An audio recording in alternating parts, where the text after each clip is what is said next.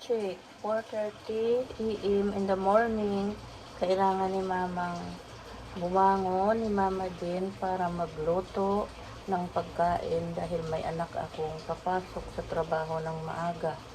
Kailangan kong magsimula na sa pagluluto. Ito na. Magluluto ako ngayon ng adobong pork. Maghiwa na ko ng bawang para sa adobo. Ayan. Tapos ito na, may umakyat na naman akong alaga. Malaglag yung cellphone. Baba doon. Baba. Wala pang pagkain. Mamaya pa. Baba muna. Baba. Maaga pa magpasaway na kayo, ha. Hindi ko na igigisa yung aking adobo. Diretso ko na siya ilagay dito kasi sa pressure cooker ko siya iluluto para madaling lumambot ang karne. Tapos ito sibuyas naman. Sibuyas at saka iwa ng sibuyas. Hoy, baba mi! Sus, ang kukulit naman yan. Maaga pa. Nakikisabay na sa kay mama. Dahil ang isang ina pinilit bumangon para ang kanyang anak may makain bago pumasok. So, kuha tayo ng paminta, saka matagal na ito. Since me pa ito, may istorya itong paminta na ito. Itong paminta na ito dahil nung May 17 ng gabi, mga 12 PM ng gabi, magwawan na, ay kumain kami sa Jollibee.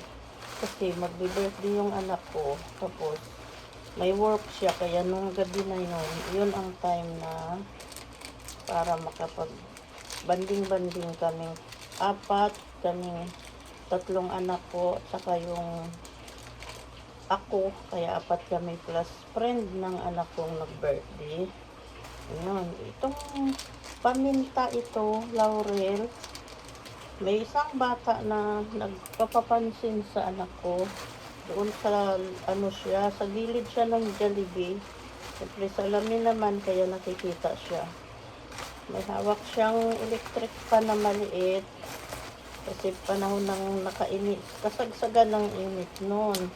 Ngayon, ang anak ko may electric pan din na maliit. Nagsisinya siya sa anak ko na parehas daw silang mayroon ng electric pan. Ang anak kong pa-girl, pero hindi siya girl. Pero mukha talaga siyang girl. Ayun ang anak ko. Tapos hindi natiis ng bata. Pumasok siya sa Jollibee. Tapos time naman na cute. Isi-serve na yung pagkain namin ng time na yun. Tapos binigyan na lang namin siya ng pagkain. Tapos nagkwento siya na ganito, ganon. Naghanap buhay siya kahit 10 oras na ng gabi kasi bili daw niya ng notebook kasi magpapasok ka na. Ito na, ilagay na natin yung tulo. Magpapasok ka na, kaya nagdi-diskarte daw siya, saka pambili daw nila ng pagkain, saka gatas ng kanyang kapatid. Halo-haloin ko muna. Halo-haloin ko. Ayan o. Ayan o.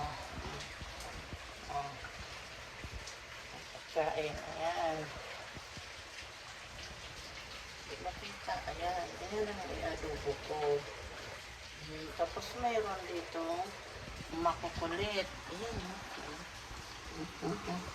Ayan. Nakamasid sa kay mamang ginagawa. Ayan. Tapos yun na tayo. Ilagay ko na ito dito sa kalan. Walang bala. Baba muna kayo. walang bala ito. Kaya lalagyan pa ni Mama. Uy, naku, binuo ko. Ayan na sila. Oh, ang gulo. Napasaway. Ito pang isa, oh. Ang aga pa. Nagpasaway na kay Mama. Gutom na daw sila. May cat food naman sila doon. Ayan na. Bukas na yung kalan. At ilagay ko na ito para madaling lumambot. Para mamaya luto na. Mamaya pa naman yung pasok ng anak ko. Mga 6 o'clock pa siya babangon. Ayan. Lagyan natin siya ng kunting asukal pang balance ng lasa. Ay, nakalimutan ko pa pala yung sili pa. Bago ko takpan yung pressure cooker. So, sili pa pala. Para maanghang yung aming adobo. Para maanghang yung ulam namin. 4 ng sili. Siling labuyo. Siling labuyo. Ilagay ni Mama din sa adobo. Hiwain natin para mag-absorb yung anghang.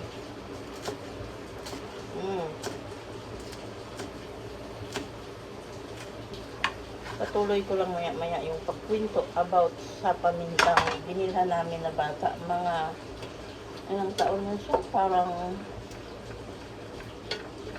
9 years old or 8. Basta bata pa siya. Takpan natin. Takpan na ni Mama din ang pressure cooker. Ayan. Nakip ko na. Parang nakakap. Nakaayos. Ayos na. Ano din yan malaya pag may hangin na. Tapos about sa may paminta, yung bata na yun, na-serve na yung pagkain namin. Kaya, ayun, niyaya na lang namin yung bata na kumain na rin. Kumain siya. Ito na tayo. Tinaas ko yung ano.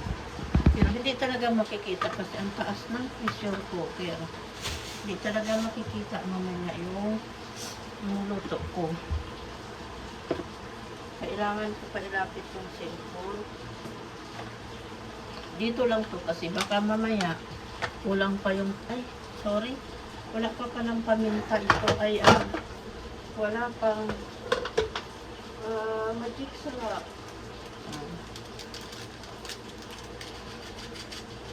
Wala pa pala siyang, magic.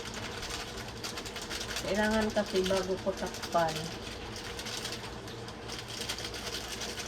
yung na talaga.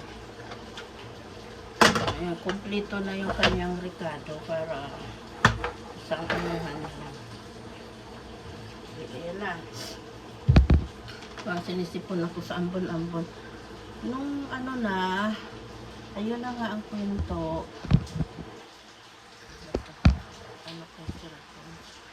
Ayan na nga ang kwento na ang bata na magkawawa kasi sa ganong murang edad niya, dapat hindi siya nagtatrabaho, natutulog na siya kasi mga 1 o'clock na yun nung nagkainan kami. Pinakain namin siya kung anong pagkain namin, ganon din yung binigay sa kanya kasi sobra-sobra naman yung in-order ng anak ko para sa amin 5 kami bali. Isang friend ng anak ko at saka kami 4 mag-iina. Tapos, yung bata na yun, antok na talaga siya kasi 1 o'clock na pasado. Parang gusto niya na matulog. Nabusog na siya yung kanyang pagkain. Sinabi niya na, iuwi na lang daw niya. Tapos, yun, pinaghingi siya ng plastic doon sa counter at iuwi niya yung iba para daw sa kapatid niya. Tapos yung kanyang, ito nga, ang kanyang mga paminta, ang dami talaga nito, biro mo nung May pa, nagagamit ko, mula nung buwan ng May. Yun. Yung binili ko lahat ng halaga ay nasa 250 mahigit. Binayaran ko siya lahat. Tapos binigyan ko siya ng 200. Ay,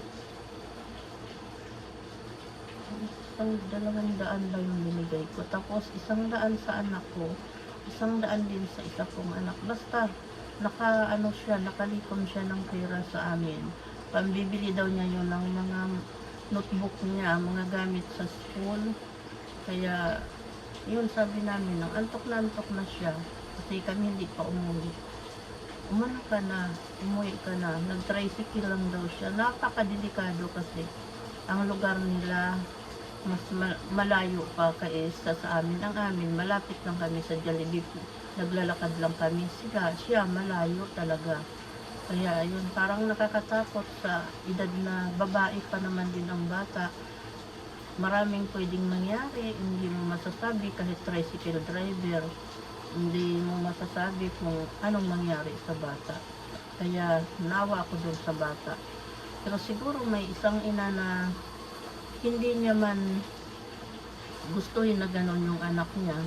Kaso lang may baby siyang maliit. Kaya hindi namin alam kung anong tungkol sa tatay ng bata. Bakit hinahayaan siyang magtrabaho ng ganon. Na sa 10 oras ng gabi, nagtitinda siya ng mga paminta at saka mga sanrio sa buhok. Ayun. Ang mga sanrio, wala naman gagamit sa amin. Sabi ko, ibinta niya na lang ulit sa iba. Iuwi niya na. Tapos, ito lahat lang ng paminta, laurel, pamintang buo, pamintang pinong, saka sarap. Basta, binili ko lahat-lahat. Para wala na siyang itinda at umuwi na siya. Kasi naawa ko sa bata, ako ang nahahabag kasi ina din ako, noong panahon ang anak ko 5. Pero sa kasamaang palad, namatayan ako ang second baby ko ay namatay siya ng 1 taon kalahati nung namatay siya. Namatay siya sa hospital dahil 2 yung operasyon niya. Tapos ang third baby ko, yung anak ko ay 17 years old na siya namatay. Magsi-second year college siya noon. Tapos may butas naman yung kanyang puso nung maliit pa siya. Tapos yun, 17 years old namatay. Kaya ang natira sa akin ngayon ay 3 na lang sila. Ang panganay, tapos yung pang-4 na anak ko at saka pang-5. Bali yung panganay ko is 34 years old. Ang isa na pang-4 is 27 years old. Tapos yung aking bunso is 25 years old. Yun ang mga anak ko ngayon. Yun. Pinagluluto ko ng maaga sila. Bakit may tumulo? Saan galing? Hindi naman sa taas galing. May tumulo rito, oh. Ay, malakas yung tulo. Ayan, oh. Ang di siguro, baka napalakas kanina. Kasi wala naman sa ibabaw dahil buhos ito sinilito. Dito siguro ang gilang ulan. Tapos, yan na nga, ang mga anak ko gano'n na malalaki kayo pagluluto ko siya kasi. Tapos na sila lahat sa pag-aaral, tapos na sila lahat sa kolehiyo. Kaya, ito, papasok yung bunso ko. Kailangan kumain siya ng pagkain sa almusal bago pumasok. Move on na tayo doon sa bata. So, the time na yun, talagang naawa ko sa bata. Gustuin man siguro ng ina, pero wala siyang magagawa dahil may anak siyang maliit. Saka baka marami pa silang magkakapatid. Kumukulo na rin yung aking sinain at saka ito. Hindi kasi ganong kalakasan yung apoy, kaya hindi lang siya. Dito kasi mas madali talaga magkalambot kasi nag-pressure cooker ka kaysa ano mo lang, hindi siya talaga lalambot gaano. Gamit na gamit din itong pressure cooker ko. Kasi pag may makarning matigas, dito talaga ako agad. Yun, ang haba na lang aking kwento. So, mamaya, maluluto na lang ngayon siya. Hindi ko napipicturan ang kanyang pagkaluto. Tapos, may iba pa akong gagawin. Kaya, dahil ina nga si mama din. Kaya, single mom si mama din. Since 2018, umalis dito yung mister ko. Ikukwento ko namin sa inyo. Umalis siya noong 2018 kasi galing siya ng bakasyon. Bakasyon siya rito sa amin. Kasi galing sa work. Ang work kasi niya ay malayo. Hindi rito sa Pilipinas. Kasi, ayun, umalis siya noong 2018, March 11, 2018. Umalis siya rito para balik na sa kanyang trabaho. Pero doon muna siya sa General Santos City kasi nandoon yung kanilang sasakyan papunta ng ibang bansa kasi isa siyang boat captain pang international para sa mga tuna fishing. Tapos din umalis siya ng March 11 din. Pagbalik niya rito 1 week lang, wala na. Parang sa TV ko lang napapanood, pero wala na siya. Sinalubong ko na lang siya sa airport na nakakahon na siya. Kasi, inatake ko siya sa puso doon sa kanilang sasakyan. Kaya, ayun. 1 week, dumating siya, umalis siya ng linggo at bumalik din siyang linggo. 1 linggo lang, nasa kabaong na po siya. Kaya ayan. And 8 years from 2018 until now, 8 years na byuda or widow na ako. 8 years na widow na si mama din.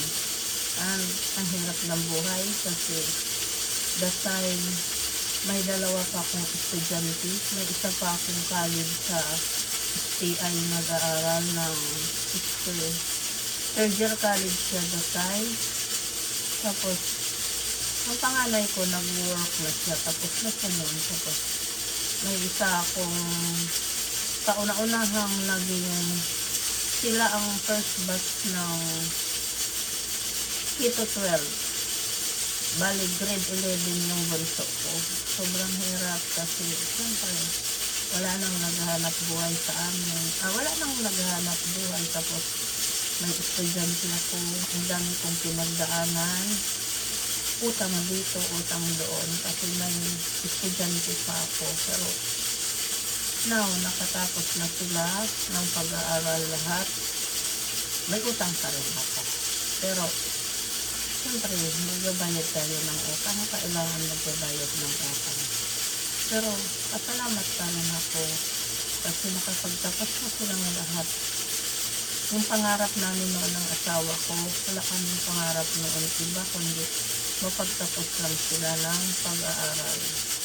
Lahat ng mga nakukundang namin noon, nabinta ko ng yung pwesto sa palengke, bininta ko. Tapos, yung bahay namin na nabili, hindi ito yung bahay na to. May nabili talaga kaming bahay. Kasi that time, nagbili kami kasi inisip namin baka isang lang kami, baka ma-demolish kami sa dati namin tinirahan. Ayun na nga, na-demolish kami at dito kami na-relocate. Pero yung bahay na yun, nabili na namin, bininta ko yun, hulog-hulugan yun. Tapos, may lupa din kami sa lugar nila at kapabinta ko rin. Ngayon, wala na ito ng bahay namin. Tapos, basta, dami kong pinagdaanan, pero si mama din lumalaban para sa buhay. Ang dami ko nang pinagdadaanan na mahirap. tungkol dito sa mukha ko. Itong mukha ko, kayo sabi niya, dahil ang pinagdaanan ko nito, ako maoperahan. Tapos, sinayoblat ang laman dito. Kaya, sabi mo siya, hindi siya normal. Ito ang normal kong mukha. Ito ang sabi niya dahil sa operasyon. So, napahaba ng kwento ni Mama din habang nagluluto. Tapos, ang aking sinaing nag-iin na sa rice cooker. Tapos, ito naman, pinapalambot lang natin. Masarap na ito. Ang bango-bango niya na naamoy ko na. So, sa makapanood ng aking YouTube, ito ang aking YouTube channel, Your Mama din. Please sana supportahan niyo ako. At maraming salamat sa mga manonood at sana masuportahan ako. Ayun lang. Love you all. Bye-bye. And see you next vlog. Thank you for watching. Bye.